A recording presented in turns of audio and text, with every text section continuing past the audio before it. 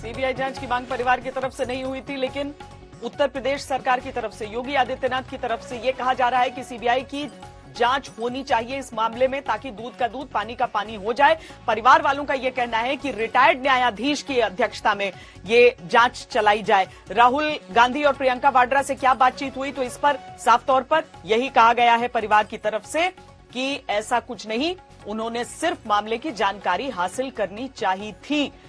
इन सारी चीजों के साथ राजनीति चरम पर है, लेकिन इस मामले में इंसाफ कहीं पीछे छूटना नहीं चाहिए, इसीलिए हम इस पूरे मामले में आवाज उठाए हुए हैं अपनी। लेकिन सीबीआई जांच को लेकर जिस तरीके से परिवार की तरफ से बातें की गई हैं, उस पर हम जरा शिवेंद्र श्रीवास्तव से जान लेते हैं। शिवेंद्र, यूपी सरकार की तरफ से मांग कर दी गई कि होना चाहिए, इसमें होनी चाहिए सीबीआई जांच। परिवार तो कह रहा है कि उन्हें रिटायर्ड किसी न्यायाधीश की अध्यक्षता में यह जांच चाहिए।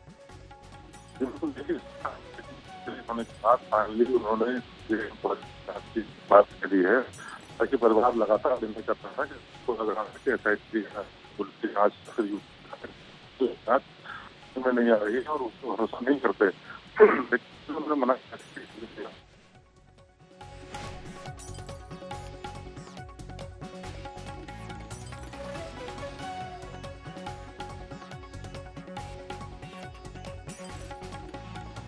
चलिए शिवेंद्र के पास फिर हम आगे चलेंगे, लेकिन इस समय चित्रा हमारे साथ हाथरस से जुड़ी हुई हैं। चित्रा, ड्रामा तो खूब हुआ, लेकिन आखिरकार परिवार संतुष्ट दिखा कि प्रियंका वाड्रा और राहुल गांधी आखिरकार आए और सबसे दर्द बांटे।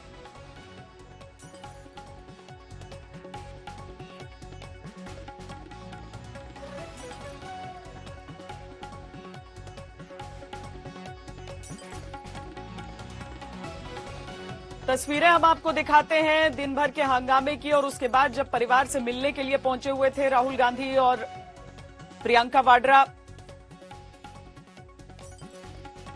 2 दिन से ये कोशिशें चल रही थी।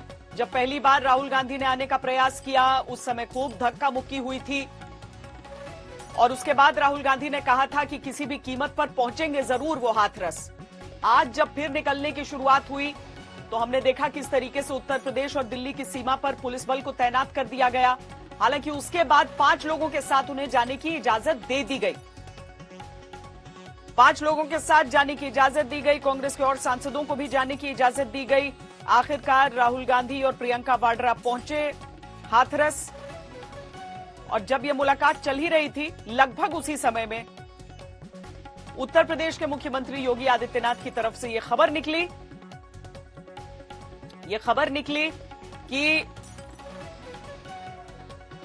सीबीआई की जांच की जाए। हमारे साथ हमारी संवाददाता चित्रा इस समय जुड़ रही हैं। चित्रा, परिवार वाले संतुष्ट हैं? अब 2 दिन से काफी मशक्कत की कांग्रेस की तरफ से राहुल गांधी और प्रियंका वाड्रा ने आने की, आज आखिरकार पहुंच ही गए, बातचीत हो गई, मुलाकात हो गई।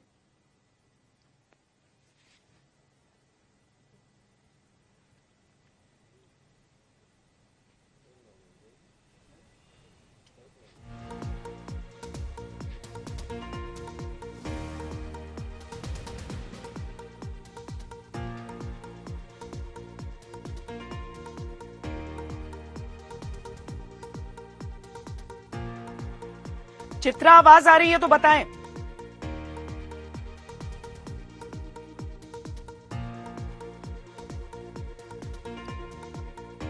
श्वेता, आपने सवाल क्या पूछा मुझे समझ में नहीं आया, लेकिन मैं आपको आंसर दे देती हूँ। परिवार वाले भर का घटनाक्रम क्या रहा, और अब से कुछ ही देर पहले राहुल गांधी और प्रियंका गांधी ये दोनों निकलकर यहाँ से जा चुके हैं। उनको तो तकरीबन 2.25 घंटे लगेंगे यहाँ से दिल्ली वापसी करने में, लेकिन सीबीआई जांच की सिफारिश मुख्यमंत्री योगी आदित्यनाथ की ओर से की गई है। ये खबर हमने जाकर परिवार वालों को दी, तो परिवार का कहना है कि हम तो पूरे मामले की न्यायिक जांच चाहते हैं, हमने सीबीआई जांच की सिफारिश नहीं की थी, ये उनका पक्ष था। दूसरी महत्वपूर्ण बात, प्रियंका और राहुल ने उनसे मुलाकात की, उन दोनों ने एक चेक भी सौंपा है परिवार को, और परिवार को यह भरोसा दिया कि ये जो लड़ाई आप लड़ रही हैं, इसमें हम लोग खड़े हुए हैं यहाँ पर। लेकिन सबसे बड़ा सवाल उसी इंसाफ का है। देखिए, नेता आएंगे, मुलाकात करेंगे, चले जाएंगे, लेकिन इंसाफ की लड़ाई इस परिवार को अभी लंबी लड़नी है, क्योंकि हमारे इस देश में पता है हम सबको, हालांकि फास्ट ट्रैक कोर्ट की बात कही गई है पूरे मामले में, लेकिन निर्भया के मामले में भी पूरा देश किस तरह से उबल रहा था श्वेता, हम सब जानते हैं। 2012 दिसंबर का ये मामला था, लेकिन 2020 मार्च में पूरे मामले में सजा दी जाती है उन चारों को फांसी पर लटकाया जाता है। आधी रात की तस्वीरें भी पूरे देश ने आज तक के जरिए देखी थी। तो इस पूरे मामले में भी अभी बहुत लंबी लड़ाई परिवार को लड़नी है। लेकिन हाँ, जिस तरह से मैं बीते 4-5 दिनों से यहाँ पर बनी हुई हूँ, परिवार के लोगों से लगातार मेरी बातचीत जिस तरीके से हो रही थी, कम से कम आज मैं ये कह सकती हूँ कि घूंघट के पीछे छिपे हुए चेहरे पर एक अलग सा संतोष दिखाई दे रहा था। उसके पीछे की कई बड़ी बातें हैं। देखिए, खुद जब बड़े बड़े अधिकारी लखनऊ से चलकर परिवार वालों से यहाँ पर मुलाकात करने के लिए आए, उन्हें भरोसा दें कि आपकी जो भी डिमांड है उन तमाम डिमांड को माना जाएगा, उसको पूरा किया जाएगा, तो ये जो विश्वास बहाली का उपाय किया गया है सरकार की ओर से, यकीनन कहीं ना कहीं वो कामयाब होता हुआ भी नजर आया। क्योंकि दोपहर के बाद से ही हमने देखा जब परिवार हड्डी जो अस्थियां था उसको चुनने के लिए भी गया। हालांकि परिवार का ये कहना है कि ये विसर्जित नहीं की जाएंगी, ये हम रखे रहेंगे तब तक जब तक कि जो दोषी हैं उनके खिलाफ कार्रवाई नहीं हो जाती, उनको फांसी नहीं मिल जाती और ये पता नहीं चल पाता कि अस्थियां हमारी ही बेटी, हमारी ही बहन की है। ये परिवार का पक्ष रहा है। लेकिन वहीं दूसरी तरफ आपको बता दें, अधिकारी मुलाकात करते हैं, परिवार से मुलाकात करने के बाद वो वापस चले जाते हैं। यानी कि स्थानीय प्रशासन की ओर से जो डैमेज किया गया था उसको कंट्रोल करने के लिए अवनीश अवस्थी और साथ ही डीजीपी उत्तर प्रदेश जब यहाँ आकर परिवार को भरोसा देते हैं तो यकीनन उससे एक ढांढस वाली स्थिति बनती है, उससे एक भरोसा बनता है। और उसके बाद शाम होने तक जब बड़े नेता सामने आते हैं, खुद राहुल गांधी, प्रियंका गांधी यहाँ पर चल कर आए, पीड़ित लोगों से मुलाकात की, पीड़ित परिवार से ये भरोसा दिया। 50 मिनट के आसपास दोनों ही नेता यहाँ पर मौजूद रहते हैं और उनको भरोसा देते हैं। तो उसके बाद भी एक अलग तरह की स्थिति उन लोगों को, हालांकि वो कहते हैं कि हम राजनीति में नहीं पड़ना चाहते, जो भी हमारी मदद के लिए आगे आएगा उन तमाम लोगों का हम स्वागत करते हैं। हम तो इंसाफ के इंतजार में हैं, हमें इंसाफ चाहिए। हमारी बच्ची के साथ गलत हुआ है, इस पूरे मामले में हमें न्याय चाहिए और उसे न्याय की हमें दरकार है। परिवार की ओर से बार बार यही बातें कही जा रही है। लेकिन अभी बहुत लंबी लड़ाई देखिए, 14 सितंबर का ये पूरा का पूरा कदम उठाया गया कि सीबीआई जांच की सिफारिश कर दी गई। हालांकि परिवार को सीबीआई जांच नहीं चाहिए। क्या बातचीत हुई है चित्रा की पीड़िता की भाभी से, आपको सुनाते हैं। सीबीआई जांच करेगी, मुख्यमंत्री जी ने आदेश दिए हैं। कोई बात नहीं, जो भी अच्छी जो भी कर सके जांच करे। सीबीआई से जांच अगर करेगी तो संतुष्ट है आप लोग एसआईटी और पुलिस पर भरोसा नहीं कर रहे थे, सिफारिश की है, सिफारिश। मैम संतुष्ट हमें नहीं, हम अभी संतुष्ट हैं। हमें हमारे सवालों के जवाब नहीं मिले। जांच आप कहीं भी करते रहिए, हमारे सवालों के जवाब दे जाइए। राहुल प्रियंका से क्या बातचीत हुई है? कुछ ज्यादा पर्सनली बात नहीं हुई, जो हमने अधिकारियों को छिपा रहे हैं। आप कह रहे हैं कुछ बात नहीं हुई है, बताइए। मैं क्या, कोई बात नहीं, आराम से नहीं बताइए, बता रहा हूँ मैं आराम से, कोई बात नहीं, जबरदस्ती नहीं है। बताना चाहे तो बताए, नहीं तो नहीं बताए। मैं बताऊंगा। हमारी कोई पर्सनल, ये भाई हैं, ये बता रहे हैं प्रियंका और राहुल से क्या बात हुई है? हमारी कोई पर्सनल बात नहीं हुई। उन्होंने सिर्फ हमें सुना, हमें समझा। वो यही उन्होंने जो हमारी प्रॉब्लम्स थी, जो हम आपको उस दिन से बताते हुए आ रहे हैं, जो हम पे बीती है, हमने सिर्फ उनके सामने यही सब रखा है। उन लोगों ने क्या कहा आपसे? उन लोगों ने भी यही बोला, आश्वासन दिया कि हम आपकी भी सहायता करें, कभी जरूरत हो तो बताना, कोई भी हेल्प चाहिए हो तो बताना। इन सब बातों में यही सब बातें हुई हैं। और मुख्यमंत्री ने जो सीबीआई जांच की सिफारिश की है कि आप लोगों की ओर से मांग की गई थी सीबीआई जांच की? सीबीआई की जांच भी अच्छी है मैम, मगर हम जो चाह रहे थे कि सुप्रीम कोर्ट के जज के द्वारा हो तो अच्छा होता। तो अभी आप लोगों की ये मांग रहेगी, आप सीबीआई को पूरे मामले को इन्वेस्टिगेट करने देंगे? सिफारिश की गई है मैम, जो भी इन्वेस्टिगेट करे अच्छे से करे, जो भी है एक एक पहलू निकाल के करे। हमारी जो हमारे 3 सवाल हैं। मतलब आप लोग खुश हैं ना? खुश हैं कि नहीं है? मैम हम खुश जब ही होंगे जब हमारे सवालों के जवाब देंगे ये लोग। मैम ऐसे कैसे? यही कि हमारी बिना मर्जी के बॉडी वहाँ से क्यों निकाल के लाए। दूसरी बात, जो बॉडी लाए तो उसे दिखा तो देते, एक बार चेहरा तो दिखा देते। जलाया क्यों? पेट्रोल से ही क्यों जलाया? उन्हें इतनी बुरी तरह से अंतिम संस्कार किया है उनका। आज दिन तक दिल में जो बात बैठी हुई है वो बहुत ज़्यादा चुभती है कि ऐसा क्यों हुआ उनके साथ। और जो हमारे साथ बदसलूकी की है डीएम जी ने, ऐसा क्यों कि मतलब हमने कौन सा जुर्म किया है जो हमारे साथ इतनी ज़्यादा बदतमीजी हो रही है, हमेशा इतनी ज़्यादा जो बदसलूकी हो रही है हमारे साथ ही क्यों? डीएम को लेकर भी आपकी प्रियंका राहुल से बात हुई है? राहुल गांधी बाहर आए, उन्होंने कहा कि हाथरस के डीएम को हटाया जाए, ऐसे आप लोगों की जी हमारी आप लोगों से भी बोला था हमने कि डीएम को हटाया जाए। ये ज़्यादा कुछ बदसलूकी कर गए थे उस टाइम पे, तो हम इस प्रियंका गांधी भी चुप कर आती हुई नजर आ रही थी। माँ से उन्होंने बातचीत की, माँ को वहाँ के कंधे पर हाथ रखा था, प्रियंका गांधी ने गले लगाया। जरा अंदर अंदर क्या हुआ बताइए आप। मैम माँ जी भी रो रही थी, तो ऑब्वियसली सभी चुप कराएंगे, आपके सामने रोएंगी तो आप भी सीने से लगा के चुप तो कराएंगे। प्रियंका गांधी को देखकर वो रो रही थी, मतलब वो रोने भावुक हो गई थी अपनी बेटी को याद करके। उन्होंने उनसे पूछ रहे थे कि क्या हुआ क्या नहीं, तो इन सब के बारे में बताते बताते वो रोने लगी, फिर पापा जी भी रोने लगे। वही सारी जानकारी जो हम ओपनली, हमें मीडिया का सपोर्ट चाहिए, हमने हमेशा से बताया हम मीडिया के साथ हैं, मीडिया ने ही हमारा केस जो आगे तक बढ़ाया है, तो मैं सब खुल्लम खुल्ला बता रहा हूँ। और उनके द्वारा थोड़ी आर्थिक सहायता का एक चेक था वो दिया है। क्या दिया है आर्थिक सहायता का चेक, क्या है? चेक मैम हमने खोल के नहीं देखा, जो भी उनसे बना उन्होंने दे दिया। प्रियंका और राहुल की ओर से आपको एक चेक दिया गया है जिसमें आर्थिक सहायता है जी उसमें कितना अमाउंट है ये नहीं पता है? जी नहीं, आप भी हमें देंगी, वो भी हमें मंजूर है। जो सीएम योगी आदित्यनाथ जी के द्वारा दिया गया वो भी हमारे अकाउंट में ही है, ना कि हमारे हमसे दूर है, वो हमारे ही अकाउंट में है। कभी हमें ज़रूरत पड़ेगी तो हम उसे इस्तेमाल कर सकते हैं ना मैम, तो वही सब बता रहा हूँ जो भी हमारी सहायता। आपके परिवार से कुल कितने लोग मौजूद थे अंदर कमरे में, क्योंकि कमरा बंद था, बंद कमरे में बातचीत हो रही थी, तो अंदर की बताइए कुल कितने लोग, कौन कौन था उस समय वहाँ पर? सभी थे, मम्मी पापा भैया भाभी जो भी सब थे वहाँ पे, दीदी बुआ दादी जी सब थे। वही हम अपनी बात जो थी अंदर की सब उन्हें बताया, जैसे आप लोगों के साथ शेयर कर रहे हैं वैसे ही उनके साथ शेयर किया। कोई पर्सनली ऐसी कोई बात नहीं है जिससे उन पे वो हम पे दबाव बनाए या किसी और पे दबाव अब वो बनाए। लोग निकल चुके हैं। आखिरी सवाल मैं जल्दी से कर लेती हूँ। सीबीआई जांच की सिफारिश मुख्यमंत्री की ओर से की गई है, अब सीबीआई पूरे मामले की तफ्तीश करेगी, जी, तो आपको लग रहा है सच निकल कर सामने आएगा? अब जो भी जांच होगी, मैं तो चाहता हूँ हमारी जो मांग थी सुप्रीम कोर्ट के जो जज की निगरानी में होती है उससे होनी चाहिए थी। तो ये परिवार के लोग अंदर लेकर जा रहे हैं। भाभी भाभी आप तो आ जाइए, आप तो आ जाइए। क्या बातचीत हुई? आप बड़ा भावुक भी हो रही थी, आप रोने भी लगी थी अंदर जब प्रियंका गांधी से मुलाकात चल रही थी। अरे ऐसा कुछ नहीं है, मैं थोड़ी देर के लिए गई थी, मेरी उनसे कुछ बात नहीं हुई। क्या आश्वासन क्या मिला है उनकी ओर से? और सीबीआई जांच करेगी, सिफारिश की गई है, सिफारिश नहीं, मुख्यमंत्री मैं हम लोगों ने घर से कुछ भी नहीं बोला है, वो अपनी तरफ से करा रहे हैं, सब कुछ अपनी तरफ से होगा उनके। मुख्यमंत्री ने तो इसके लिए सिफारिश कर दी है। सिफारिश करी होगी, मगर हमारे घर वालों की ये इन सब चीजों की भैया ये भाई हैं, आप बताइए। हमने बोला कि सुप्रीम कोर्ट से फास्ट ट्रैक वो मंजूर है। हाँ, हमें सुप्रीम कोर्ट से ही आप लोग मांग कर रहे हैं कि वहीं से जांच नहीं चाहिए, नहीं हुआ, ऐसा कुछ भी नहीं हुआ, कुछ भी नहीं हुआ। नहीं। वो खाली बस मम्मी से पूछती रही है कि क्या हुआ कैसे, ये सब सुनती रही है वो। क्या शुरू से बात थी बताइए? वही बता रही थी, कैसे कांड हुआ ये सब पूछती रहे, गले से लगा लिया, इससे ज्यादा मैंने कुछ भी नहीं है। सब उनकी ओर से क्या किया गया? प्रियंका और राहुल की ओर से क्या कहा गया? वो बस संतुष्टि दे रहे थे कि आप लोग घबराइए मत, हम लोग आपके साथ हैं। जो चेक दिया गया है उसमें कितने पैसे का? कितना नहीं, पैसा अभी मैंने नहीं देखा है। अच्छा। और उन्होंने ऐसे बंद करके तो दे दिया। उनके यहाँ पे आने के बाद संतुष्ट हैं आप लोग? उन्होंने जो आश्वासन दिया, मतलब प्रियंका राहुल की ओर से? अब सब लोग हमारे दुख में शामिल हो रहे हैं तो हम लोग तो सबसे संतुष्ट हैं।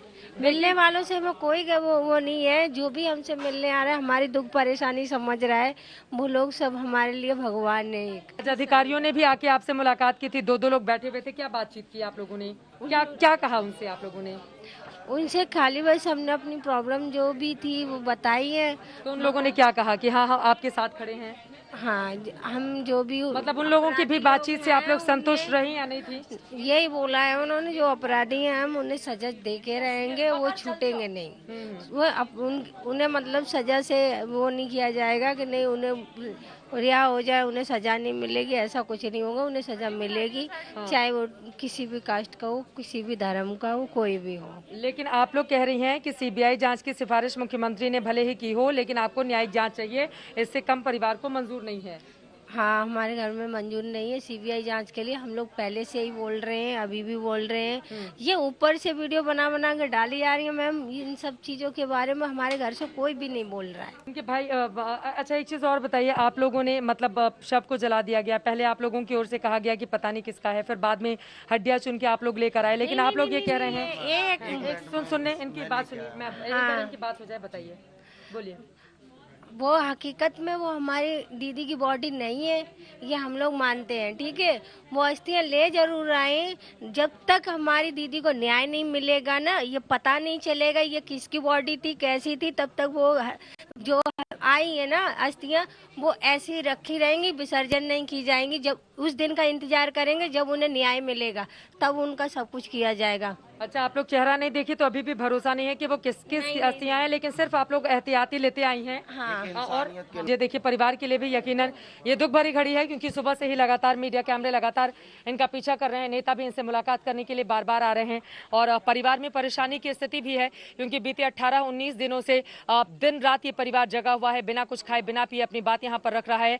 लेकिन न्याय के इंतजार में है कि कम से कम उनकी बातें हमारे कैमरे के जरिए जब देश तक पहुंचेंगी तो सरकार के ऊपर दबाव बनेगा और परिवार को न्याय मिलेगा। और उसी न्याय के इंतजार में ये पूरा का पूरा परिवार इस वक्त टकटकी लगाकर देख रहा है सरकार की ओर। लेकिन सीबीआई जांच की सिफारिश मुख्यमंत्री की ओर से की गई है, लेकिन उस सिफारिश से ऐसा लग रहा है परिवार संतुष्ट नहीं। खुद आप उन तमाम लोगों को सुन रहे थे, इनका ये कहना है कि हम चाहते हैं कि सुप्रीम कोर्ट के जजेस की निगरानी में पूरे मामले को इन्वेस्टिगेट किया जाए। न्यायिक जांच की बात ये पूरा परिवार कर रहा है, तो क्या अब आगे इस तरह की न्यायिक जांच होगी, ये भी अपने आप में बड़ा सवाल है, क्योंकि परिवार की जो डिमांड है वो हमने सामने रखी है। तो ये कुल मिलाकर आज की स्थिति देखने को मिली है यहाँ पर हाथरस से। कांग्रेस के पूर्व अध्यक्ष राहुल गांधी और प्रियंका वाड्रा शनिवार को हाथरस पहुंचे। दोनों नेताओं ने यहां पर गैंगरेप पीड़िता के परिवार से मुलाकात की। राहुल और प्रियंका वाड्रा ने बंद कमरे में पीड़िता के परिवार से मुलाकात की। इस दौरान प्रियंका वाड्रा ने पीड़िता की मां को गले लगाया, सांत्वना दी। कांग्रेस के दोनों दिग्गज नेताओं ने करीब 1 घंटे तक पीड़िता के परिवार से बातचीत की। इस मुलाकात में क्या क्या हुआ, इस रिपोर्ट में देखिए।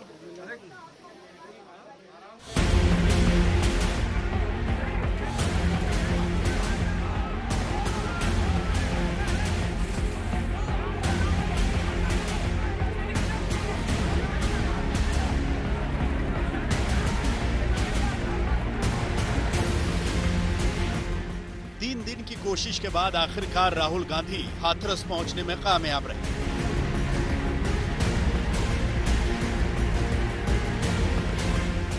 शाम 7:30 बजे राहुल का काफिला रेप पीड़िता के गांव में दाखिल हुआ। भारी भीड़ के बीच वो परिवार के बीच पहुंचे।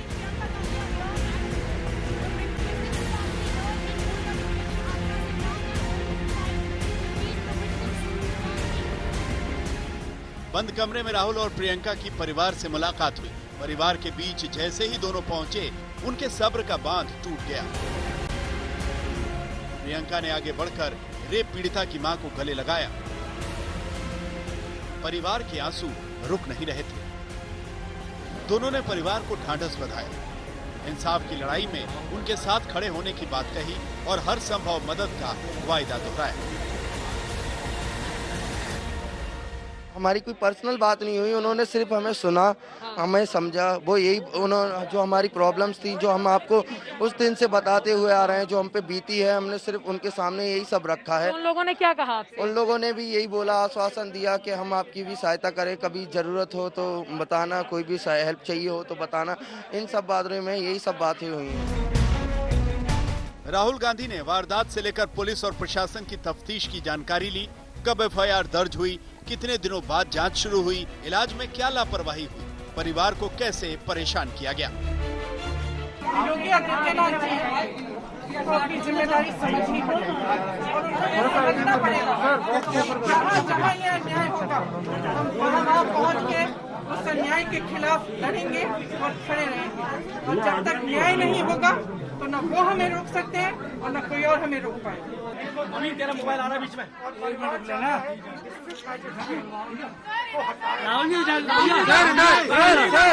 सर इधर सर भाई माइक मत भाई, 1 minute, 1 second. Telling the government that it is the government of UP's responsibility to protect this family, इनकी रक्षा करना यूपी सरकार की जिम्मेदारी। वैसे तो राहुल गांधी हाथरस पहुंचने के लिए 35 सांसदों के साथ निकले थे, लेकिन राहुल और प्रियंका समेत 5 लोगों को ही प्रशासन ने हाथरस जाने की इजाजत दी। इलाके में धारा 144 लागू है। यही वजह है कि 5 लोगों को ही यहां जाने की इजाजत मिली। 5 लोगों में राहुल और प्रियंका के अलावा सांसद अधीर रंजन चौधरी, केसी वेणुगोपाल और मुकुल वासनिक शामिल थे। प्रियंका गांधी वाड्रा की ओर से कहा गया है अन्याय के खिलाफ लड़ेंगे। यहाँ पर काफी आक्रामक तरीके से नजर आई है प्रियंका गांधी वाड्रा। उन्होंने कहा अन्याय के खिलाफ लड़ेंगे। राहुल गांधी ने कहा परिवार की कोई भी गलती नहीं है, हम परिवार के साथ खड़े हैं। उनके इस मुश्किल भरे वक्त में कांग्रेस पार्टी उनका साथ देगी। राहुल गांधी प्रियंका गांधी की तकरीबन 50 मिनट से ज्यादा देर तक की यह मुलाकात और यहाँ पर रुकना और उसके बाद यहाँ से जाना, अन्याय के खिलाफ लड़ेंगे इस बात का भरोसा देते हुए परिवार से मुलाकात के बाद अब ये दोनों ही नेता पहुंच चुके हैं। सबसे पहले आज दोपहर 3 बजे के करीब दिल्ली नोएडा को जोड़ने वाली डीएनडी पर यूपी पुलिस का भारी पहरा था। माना गया कि ये तैयारी राहुल और प्रियंका को रोकने के लिए की गई थी। टोल नाके पर फौज सरीखी पुलिस रास्ता रोके खड़ी थी, तो दूसरी तरफ कांग्रेस कार्यकर्ता पैदल ही डीएनडी पर आगे बढ़ रहे थे। कार की स्टीयरिंग प्रियंका के हाथ में थी। बगल में भाई को बिठाकर वो हाथरस का सियासी हाईवे नापने के लिए निकल पड़ी। इसके साथ भारी संख्या में कांग्रेस के कार्यकर्ता थे। 35 से ज्यादा सांसद थे। हो हंगामा बढ़ा तो खाकीधारियों के सब्र का बांध टूटा। डीएनडी पर कांग्रेस कार्यकर्ताओं की पीठ को यूपी की पुलिस ने लाठी से नाप दिया। भगदड़ मच गई।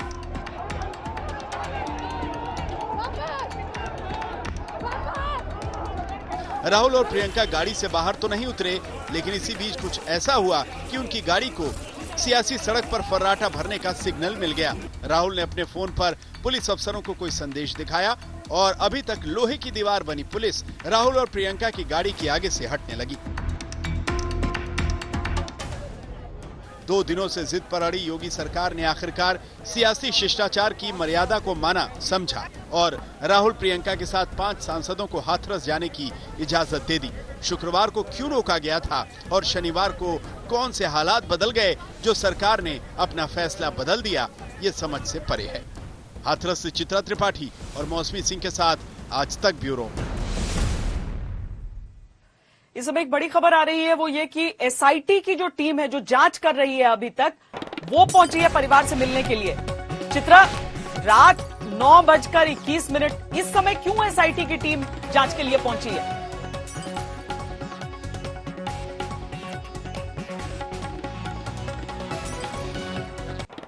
ये समझ पाना अपने आप में बहुत ज्यादा मुश्किल है। मैं आपको बताऊं श्वेता, चारों तरफ घुप अंधेरा है पूरे गांव में। सिर्फ कुछ ऐसे घर हैं जहां पर बिजली आपको दिखाई दी जाएगी। जितने भी पोल्स हैं वहां पर लाइट्स ऑफ हुई है और इस अंधेरे को चीरते हुए वहां पर एसआईटी की टीम इतनी रात को किस लिए पहुंची है, ये अपने आप में बड़ा सवाल है। वो भी एक तरफ जब सीबीआई जांच की सिफारिश मुख्यमंत्री की ओर से कर दी गई, उसका 8:30 बजे ट्वीट भी सीएम ऑफिस से सामने आ गया है। एसआईटी की टीम बीते 3 दिनों में, आज देखिए एसआईटी की टीम की जांच का आज तीसरा दिन है। पहले दिन उसने सुबह 8:30 बजे से लेकर दोपहर 3 बजे तक पूछताछ की थी, परिवार वालों के बयान दर्ज किए थे। कल पूरे दिन एसआईटी की टीम वहां नहीं पहुंचती है और आज पूरे दिन वहां पर इंतजार किया जाता है। सुबह जब मीडिया को रोका गया था तो यही कहा गया था कि एसआईटी की टीम तो सुबह सुबह पहुंची हुई है, वहां पर जांच जारी है, मीडिया को नहीं जाने दिया गया। हालांकि बाद में 10 बजे के आसपास फिर हम लोगों को जाने की इजाजत दे दी जाती है। जब अंदर हम पीड़ित परिवार से मुलाकात करते हैं तो उनका ये बयान आता है कि हमसे तो सिर्फ एक दिन सुबह 8:30 से 3 बजे तक पूछताछ हुई, उसके बाद कोई पूछताछ नहीं होती है।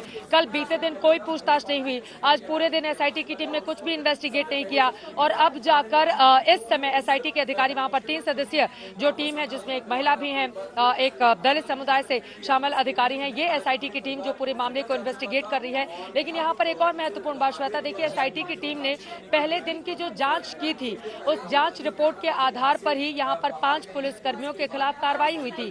5 पुलिसकर्मियों को सस्पेंड इसी आधार पर किया गया था क्योंकि एसआईटी की टीम में सीधे सीधे इस बात को पाया था कि परिवार ने जो आरोप लगाए हैं उसमें दम है और पुलिस वालों की सीधी सीधी यहाँ पर लापरवाही है। इसी वजह से एसआईटी की टीम की जांच के आधार पर फर्स्ट डे जो जांच की गई थी उसके आधार पर कार्रवाई की गई। लेकिन इस समय इतनी रात को क्यों पहुंची हुई है? सुबह सुबह देखिए गांव में जल्दी ही शाम ढल जाती है, लोग सोने के लिए चले जाते हैं और वो परिवार सुबह से थका हुआ है क्योंकि उनके घर पर भारी भीड़ भी है। सुबह से लगातार खबरें भी आ रही थी, वो अपनी प्रतिक्रिया भी दे रहे थे। लेकिन एसआईटी की टीम इस समय क्या जांच पड़ताल करेगी, क्या इन्वेस्टिगेट करेगी, वो उनसे क्या पूछेगी, ये अपने आप में बड़ा सवाल है। लेकिन एसआईटी के अधिकारी इस वक्त घर के भीतर मौजूद है।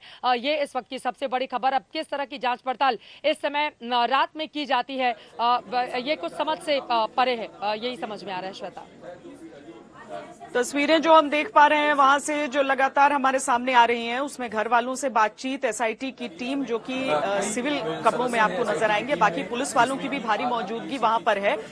पीड़िता के भाई से कुछ जानकारी हासिल की जा रही है। चित्रा, एसआईटी की जांच तो इतने दिनों से चल रही है, आज आखिरकार राहुल गांधी, प्रियंका वाड्रा पहुंच गए मिलने के लिए। परिवार संतुष्ट है अब तक की जांच से या नहीं?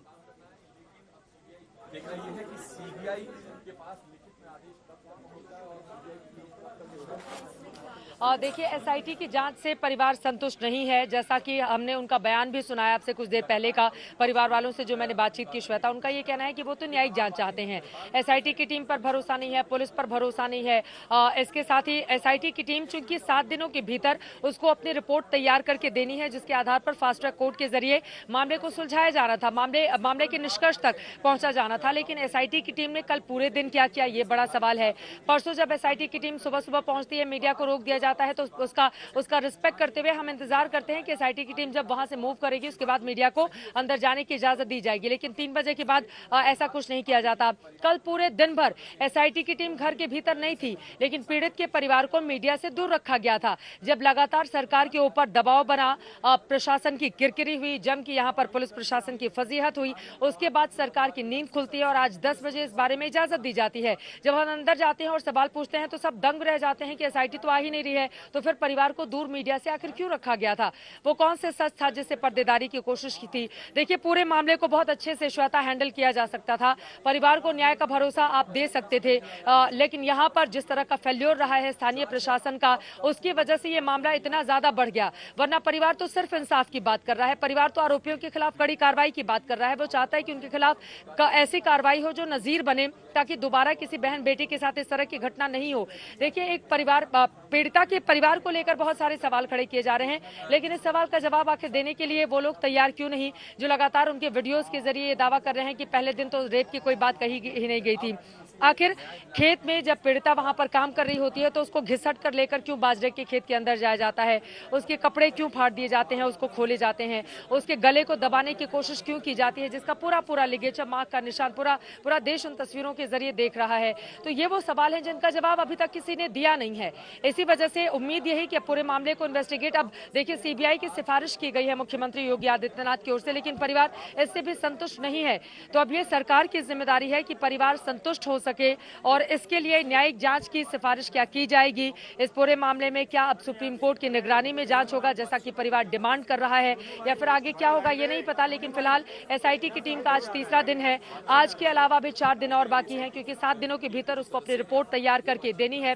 गांव के लोगों से भी पूछताछ की गई है, और यकीनन जो आरोपी हैं उनके परिवार वालों से भी एसआईटी की टीम पूरे मामले में इन्वेस्टिगेट करेगी, उनका भी पक्ष जानेगी, जिसके आधार पर रिपोर्ट तैयार करेगी और फिर वो रिपोर्ट सौंपी जाएगी सरकार को। और पूछताछ हम देख पा रहे हैं इस समय घर के ठीक सामने पीड़िता के भाई और उनके समक्ष जो एसआईटी के सदस्य हैं वो सब पूछताछ करते हुए, पुलिस वालों की भी भारी मौजूदगी वहां पर नजर आ रही है। हम कुछ ही देर में आपको ये भी बताएंगे कि इस समय आखिरकार पूछताछ की नौबत क्यों आ पड़ी और अभी एसआईटी की टीम दरअसल क्या जांचना चाह रही है। सीबीआई जांच की अगर मांग हुई है तो हैंडओवर होगा, सचमुच में सीबीआई की जांच शुरू होगी, या फिर परिवार जो न्यायिक जांच की मांग कर रहा है उसकी तरफ यह पूरा मामला जाएगा।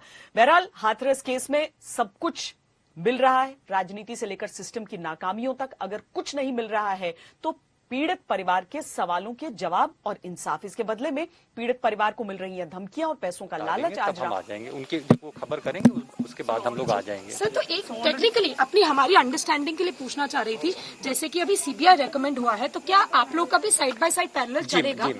तो कंप्लीट होगा। Thank you sir, thank you sir, thank you, we appreciate it, thank you. दिया, लेकिन परिवार का कहना है कि उन्हें किसी की संवेदनाएं नहीं चाहिए, उन्हें किसी पर भरोसा नहीं है, उन्हें सिर्फ एक चीज चाहिए, वो है अपनी बेटी के लिए न्याय और अपने साथ हुई ज्यादतियों का हिसाब।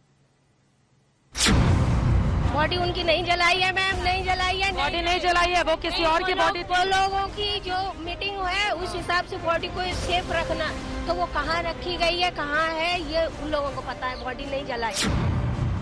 यही बोल रही थी, अरे तुमको पैसे मिल रहा है, अरे तुमको पता नहीं है तुम्हारे खाते में कितने पैसे, मुझे नहीं पता मुझे।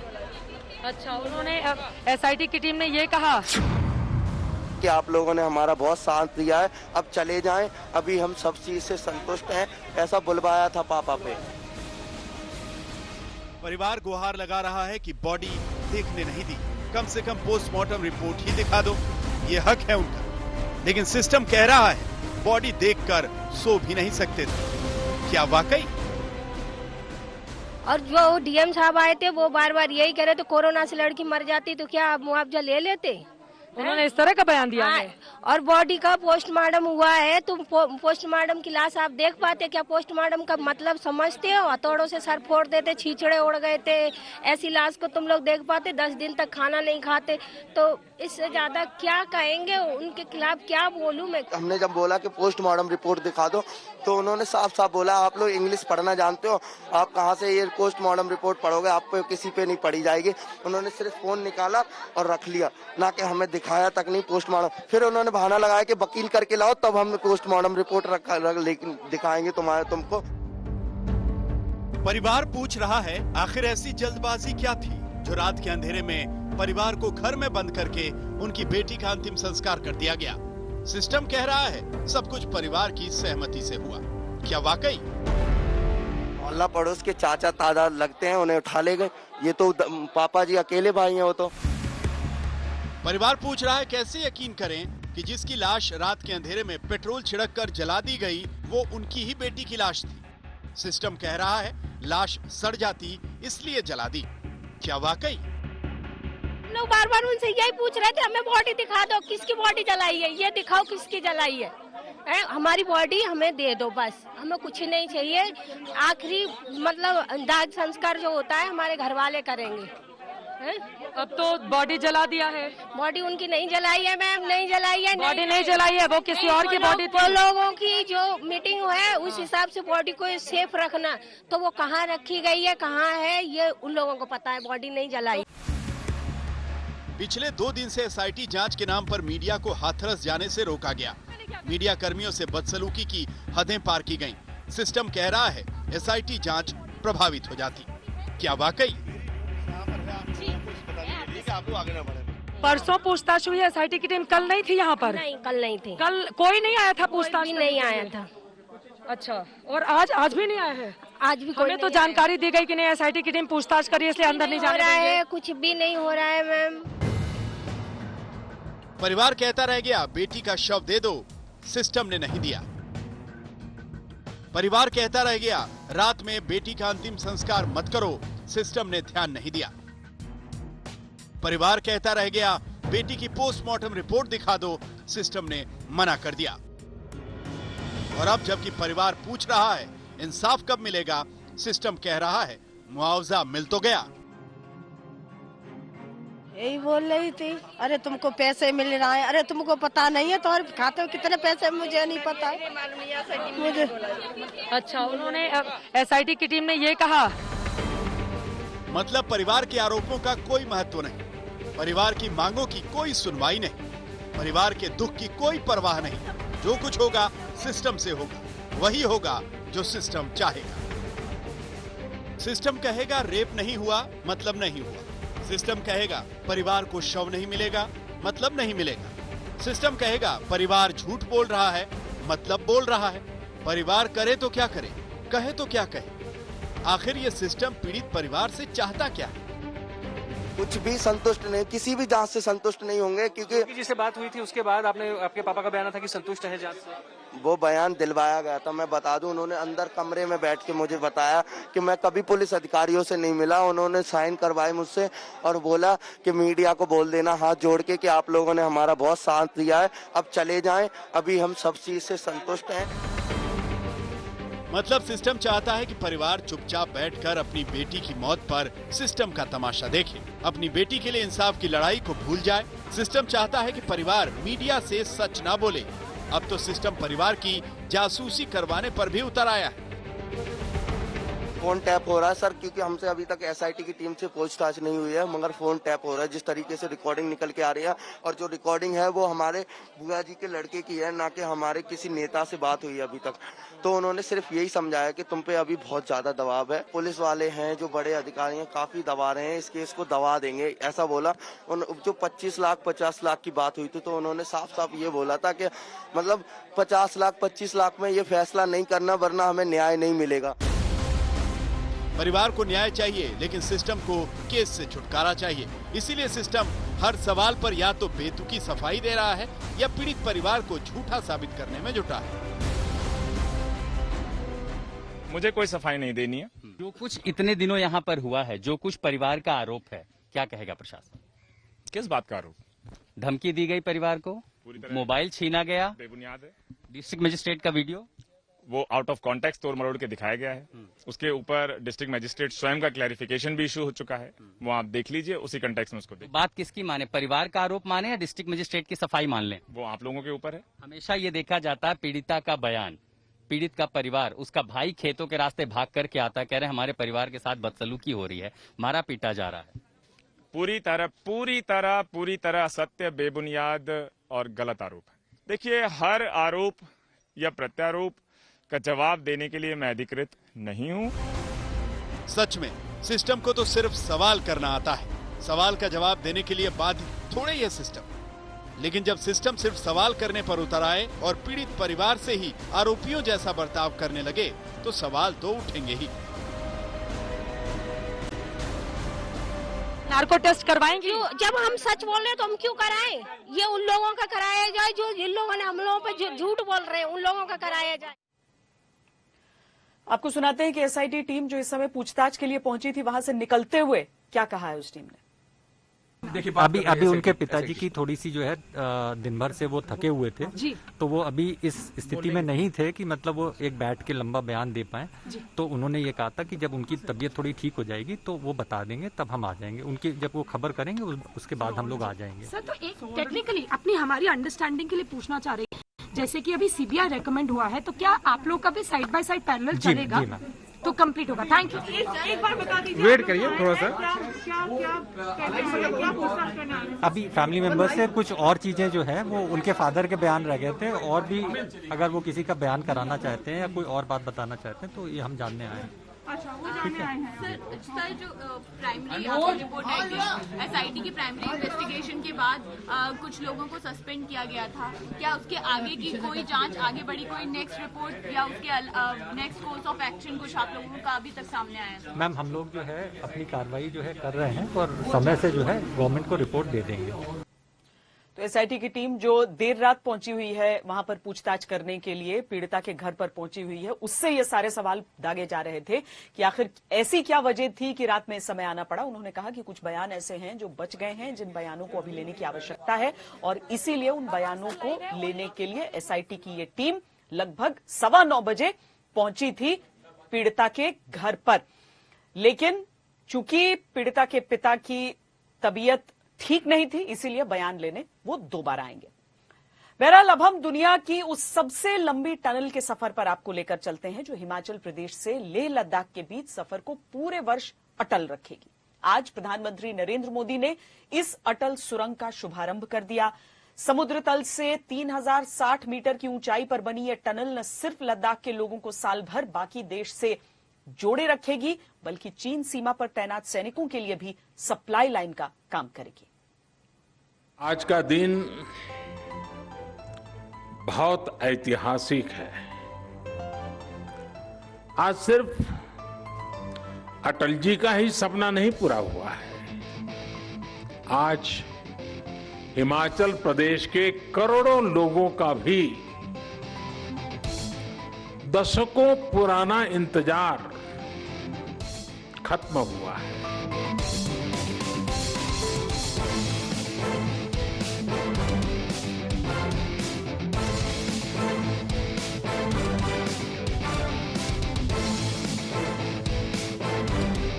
पूरे वर्ष हिमाचल से लद्दाख अटल यात्रा करने की सहूलियत देने वाली दुनिया की सबसे लंबी टनल का पीएम मोदी ने उद्घाटन किया, जिसकी आधारशिला वर्ष 2002 में रखी गई थी और ये अब करीब 18 वर्षों में बनकर तैयार हुई। साल 2002 में अटल जी ने इस टनल के लिए अप्रोच रोड का शिलान्यास किया था। अटल जी की सरकार जाने के बाद जैसे इस काम को भी भुला दिया गया। हालत ये थी कि साल 2013-14 तक टनल के लिए सिर्फ 1300 मीटर यानी 1.5 किलोमीटर से भी कम काम हो पाया था। एक्सपर्ट बताते हैं कि जिस रफ्तार से अटल टनल का काम उस समय हो रहा था, अगर उसी रफ्तार से काम चला होता तो ये सुरंग साल 2040 में जाकर के शायद पूरी होती। अब अटल टनल बनकर तैयार है। अभी रोहतांग पास के जरिए मनाली से लेह जाने में 474 किलोमीटर की दूरी तय करनी होती थी। बर्फबारी के समय लाहौल स्पीति घाटी साल में 6 महीने तक देश के दूसरे हिस्सों से कट जाती थी, लेकिन अब करीब 9 किलोमीटर लंबी इस टनल के तैयार होने से लेह से मनाली अब महज 4 से 5 घंटे में पहुंचा जा सकेगा। अटल टनल हिमाचल प्रदेश के एक बड़े हिस्से के साथ साथ नए केंद्र शासित प्रदेश लेह लद्दाख की भी लाइफलाइन बनने वाला है। अब सही मायनों में हिमाचल प्रदेश का ये बड़ा क्षेत्र और लेह लद्दाख देश के बाकी हिस्सों से हमेशा जुड़े रहेंगे, प्रगति पथ पर तेजी से आगे बढ़ेंगे। इस टनल से मनाली और केलोंग के बीच इसकी दूरी 3-4 घंटे कम हो ही जाएगी। ये टनल हिमाचल के पीर पंजाल रेंज में 3000 मीटर की ऊंचाई पर बनी है, जिस पर करीब 3200 करोड़ रुपयों की लागत आई है। इस टनल में वाहनों के लिए 80 किलोमीटर की रफ्तार तय की गई। इसके अंदर एक बार में 3000 कारें या 1500 ट्रक एक साथ निकल सकते हैं। सुरक्षा के लिहाज से हर 150 मीटर की दूरी पर टेलीफोन की व्यवस्था की गई है। हर 60 मीटर की दूरी पर अग्निशमन यंत्र रखे गए हैं और 250 मीटर की दूरी पर सीसीटीवी लगाए गए हैं। वायु गुणवत्ता की जांच करने के लिए हर 1 किलोमीटर पर मशीन लगी हुई है। अभेद्य पीर पंजाल का उसको भेद कर एक बहुत कठिन संकल्प को आज पूरा किया गया है। इस महायज्ञ में अपना पसीना बहाने वाले,